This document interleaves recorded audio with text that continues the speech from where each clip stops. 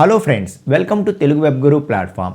So friends, మన AWS కోర్స్లో ఈరోజు మనం డైరెక్ట్గా కాన్సెప్ట్లోకి వెళ్ళిపోవడానికి ముందు క్లౌడ్ ఇన్ఫ్రాస్ట్రక్చర్ అంటే ఏంటి, క్లౌడ్ ఆర్కిటెక్చర్ అంటే ఏంటి, ఓకే, సో క్లౌడ్ ఇన్ఫ్రాస్ట్రక్చర్లో ఏమేమి వస్తాయి, ఇవి ఈ బేసిక్ టెర్మినాలజీ మనం తెలుసుకునే ప్రయత్నం చేద్దాం. ఓకే, సో ఎందుకంటే ఈ క్లౌడ్ ఇన్ఫ్రాస్ట్రక్చర్ కావచ్చు, క్లౌడ్ ఆర్కిటెక్చర్ కావచ్చు, ఈ పదాలని, ఈ వర్డ్స్ని చాలా ఎక్కువగా మనం యూజ్ చేస్తూ ఉంటాం అన్నమాట.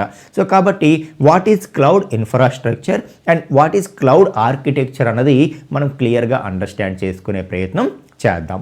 సో అకార్డింగ్ టు AWS వెబ్సైటే మనం అఫీషియల్ వెబ్సైట్ నుండే మనం దీన్ని ఎక్స్ప్లెయిన్ చేయడం జరుగుతుంది. Okay, so what is cloud infrastructure అనేది మనం అండర్స్టాండ్ చేసుకునే ప్రయత్నం చేద్దాం ఇప్పుడు. ఓకే, సో క్లౌడ్ ఇన్ఫ్రాస్ట్రక్చర్ అంటే ఏంటంటే, collection of hardware and software resources that makeup the cloud. So సింపుల్గా ఇన్ఫ్రాస్ట్రక్చర్ అంటే ఏంటి, ఒక క్లౌడ్ రెడీ అవ్వాలంటే దానికి ఏమేమి హార్డ్వేర్స్ కావాలి, ఏమేమి సాఫ్ట్వేర్స్ కావాలి, collection of this hardware and software కలిపితేనే మనకి ఇన్ఫ్రాస్ట్రక్చర్ అనమాట. Okay, so collection of hardware and software సింపుల్గా చెప్పాలంటే, సో ఇవన్నీ కలిపితే మనకి క్లౌడ్ అనేది రెడీ అవుతుంది అనమాట. Okay, so collection of hardware and software that makeup the cloud. So cloud ready అవ్వడానికి ఏవైతే హార్డ్వేర్ సాఫ్ట్వేర్ కావాలో వీటన్నిటిని కలిపితేనే మనం ఇన్ఫ్రాస్ట్రక్చర్ అంటాము.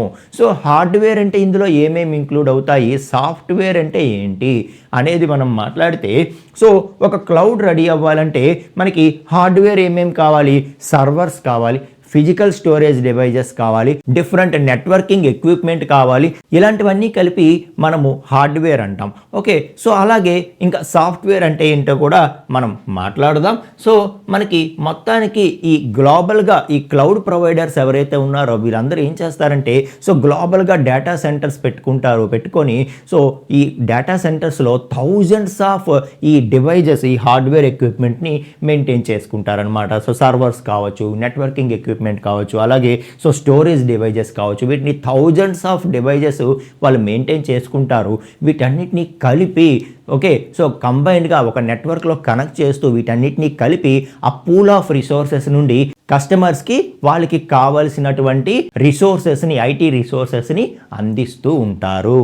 Okay, right. సో మొత్తానికి so collection of hardware and software అంటున్నాం కదా. హార్డ్వేర్ అంటే ఏమేమి వస్తాయి అంటే సర్వర్స్ ఉంటాయి. సో సర్వర్ అంటే ఏంటి, ఇక్కడ సర్వర్ అంటే ఒక పవర్ఫుల్ కంప్యూటర్ అనమాట. Okay, so powerful computer. So ఆ పవర్ఫుల్ కంప్యూటర్లో ఇంకా చాలా కోర్స్ ఉంటాయి, అంటే చాలా పవర్ఫుల్ సిస్టమ్స్ అవి.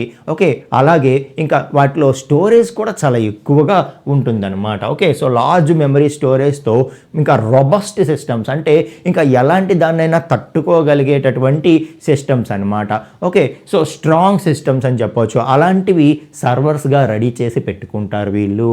ఓకే, అలాగే నెట్వర్కింగ్. సో నెట్వర్కింగ్ అంటే ఏంటంటే వీళ్ళ దగ్గర డిఫరెంట్ సర్వర్స్ ఉంటాయి, అలాగే డిఫరెంట్ డేటా సెంటర్స్ ఉంటాయి. సో ఈ డేటా సెంటర్స్ మధ్యలో అలాగే ఈ సర్వర్స్ మధ్యలో ఏం కమ్యూనికేషన్ జరగాలన్నా కూడా ఇవన్నీ కనెక్ట్ అయి ఉండాలి కదా. ఓకే, ఒక చిన్న ఆఫీస్ తీసుకుంటేనే ఒక ఆఫీస్లో ఉండే సిస్టమ్స్ అన్ని కనెక్ట్ అవ్వడానికి వాళ్ళు సమ్ లోకల్ ఏరియా నెట్వర్కింగ్ వాడతారు, డిఫరెంట్ డివైజెస్ వాడతారు, ఎక్విప్మెంట్ వాడతారు. ఫర్ ఎగ్జాంపుల్ స్విచెస్ అని, రౌటర్స్ అని ఇలా వాడతారు కదా. మరి అలాంటిది గ్లోబల్గా వరల్డ్ వైడ్గా డిఫరెంట్ డేటా సెంటర్స్ ఉంటాయి, డిఫరెంట్ సర్వర్స్ ఉంటాయి. వీటి మధ్యలో వీటన్నిటిని కనెక్ట్ చేస్తేనే ఏ సర్వీస్ అయినా ఇవ్వగలదు కదా క్లౌడ్ ప్రొవైడర్ అనేవాళ్ళు. ఓకే, కాబట్టి మరి వాళ్ళకి ఖచ్చితంగా ఏం కావాలి, నెట్వర్కింగ్ ఎక్విప్మెంట్ కావాలి. ఎలాంటివి, ఫర్ ఎగ్జాంపుల్ స్విచెస్ కావచ్చు, లేకపోతే ఈ లోడ్ బ్యాలెన్సర్స్ కావచ్చు. ఇలాంటి రకరకాల హార్డ్వేర్ ఎక్విప్మెంట్ అనేది మనకు అవసరం పడుతుంది అనమాట. ఓకే, సో ఇలా సర్వర్స్ కానీ, నెట్వర్కింగ్ ఎక్విప్మెంట్ కానీ, లేకపోతే స్టోరేజ్ కానీ, సో మన డేటా అంతా మనం పర్మనెంట్గా స్టోర్ చేసుకోవాలి క్లౌడ్లో అనుకుంటే, సో క్లౌడ్ నుండి మనం స్టోరేజ్ సర్వీస్ని మనం పర్చేజ్ చేసుకోవచ్చు.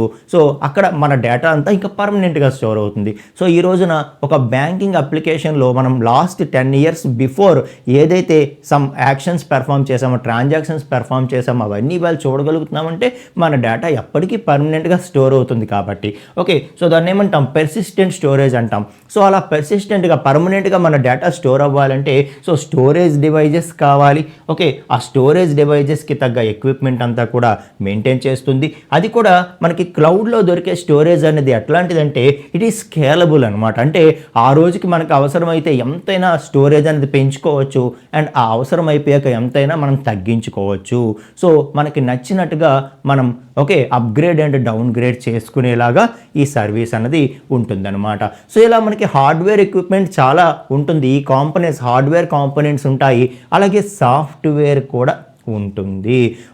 సో మనందరము కూడా ఇంకా ఏదైతే ఈ క్లౌడ్ ప్రొవైడర్స్ దగ్గర ఉండే ఆ హార్డ్వేర్ ఎక్విప్మెంట్ ఏదైతే ఉందో సర్వర్స్ కావచ్చు, నెట్వర్కింగ్ ఎక్విప్మెంట్ కావచ్చు, లేకపోతే స్టోరేజ్ కావచ్చు, వాటన్నిటిని మనం యూజ్ చేసుకోవాలంటే సో మనకి ఆ హార్డ్వేర్కి మధ్యలో ఒక సాఫ్ట్వేర్ ఉండాలి కదా, ఒక గ్రాఫికల్ యూజర్ ఇంటర్ఫేస్ సాఫ్ట్వేర్ ఉంటే సో నాకు ఈ సర్వర్ కావాలి, ఇంత స్టోరేజ్ కావాలి, ఇది కావాలి అని చెప్పి మనం సెలెక్ట్ చేసుకోవడానికి సో ఏదైతే ఒక గ్రాఫికల్ యూజర్ ఇంటర్ఫేస్ ఉంటుందో ఒక అప్లికేషన్ ఏదైతే ఉంటుందో దాన్నే మనం ఏమంటాం, సాఫ్ట్వేర్ అంటాం. సో ఈ హార్డ్వేర్ ఎక్విప్మెంట్ ప్లస్ ఈ సాఫ్ట్వేర్ ఈ మొత్తాన్ని కలిపి మనం ఏమంటాము, క్లౌడ్ ఇన్ఫ్రాస్ట్రక్చర్ అంటామన్నమాట.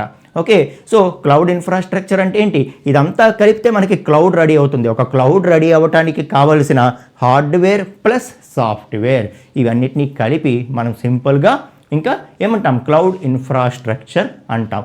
సరే, మరి క్లౌడ్ ఇన్ఫ్రాస్ట్రక్చర్ అంటే ఏదైతే ఫిజికల్ రిసోర్సెస్ ఉంటాయో హార్డ్వేర్ అలాగే సాఫ్ట్వేర్ వీటి కాంబినేషన్, వీటి కలెక్షన్ని మనం ఇన్ఫ్రాస్ట్రక్చర్ అంటాము. అర్థమైంది, ఫైన్. సో మరి క్లౌడ్ ఆర్కిటెక్చర్ అంటే ఏంటి, ఈ ఇన్ఫ్రాస్ట్రక్చర్కి ఆర్కిటెక్చర్కి ఉన్న డిఫరెన్స్ ఏంటి అంటే సో ఇన్ఫ్రాస్ట్రక్చర్ ఎప్పుడు కూడా హార్డ్వేర్ సాఫ్ట్వేర్ గురించి మాట్లాడితే క్లౌడ్ ఆర్కిటెక్చర్ దేని గురించి మాట్లాడుతుంది తెలుసా? సో ఈ క్లౌడ్ అప్లికేషన్స్ డెవలప్ చేయడానికి డెవలపర్స్ అనేవాళ్ళు ఏమి యూజ్ చేస్తారు, ఏ మెథడ్స్ ఫాలో అవుతున్నారు, ఏ టెక్నాలజీస్ ఫాలో అవుతున్నారు, వాటి గురించి మాట్లాడుతుంది అనమాట మన క్లౌడ్ ఆర్కిటెక్చర్. సో ఇది హార్డ్వేర్ సాఫ్ట్వేర్ వాటి గురించి మాట్లాడదు. సో ఏవైతే డెవలపర్స్ క్లౌడ్ అప్లికేషన్స్ డెవలప్ చేయడానికి సో క్లౌడ్ అప్లికేషన్స్ డెవలప్ చేయడానికి ఏ మెథడ్స్ ఫాలో అవుతున్నారు, ఏ టెక్నాలజీస్ ఫాలో అవుతున్నారు, ఏ ఫ్రేమ్వర్క్స్ ఫాలో అవుతున్నారు, సో వేటిని యూజ్ చేసుకుంటూ క్లౌడ్ అప్లికేషన్స్ డెవలప్ చేస్తున్నారు అని సో టెక్నాలజీస్, మెథడ్స్, ఫ్రేమ్వర్క్స్ వాటి గురించి మాట్లాడుతుంది క్లౌడ్ ఆర్కిటెక్చర్ అన్నమాట. అర్థమవుతుందా మీకు? సో ఇందులో మనకి మైక్రో సర్వీసెస్, ఏపీఐస్, కంటైనర్స్, ఇంకా అదర్ రిసోర్సెస్ ఇలాంటివన్నీ కూడా ఇన్క్లూడ్ అవుతాయి అన్నమాట. సో వీటన్నిటిని యూజ్ చేసుకుంటూ వాళ్ళు ఏం చేస్తారంటే ఏవైతే ఇండివిజువల్ క్లౌడ్ సర్వీసెస్ ఉంటాయో వాటన్నిటిని కనెక్ట్ చేస్తూ అప్లికేషన్స్ చేస్తారనమాట.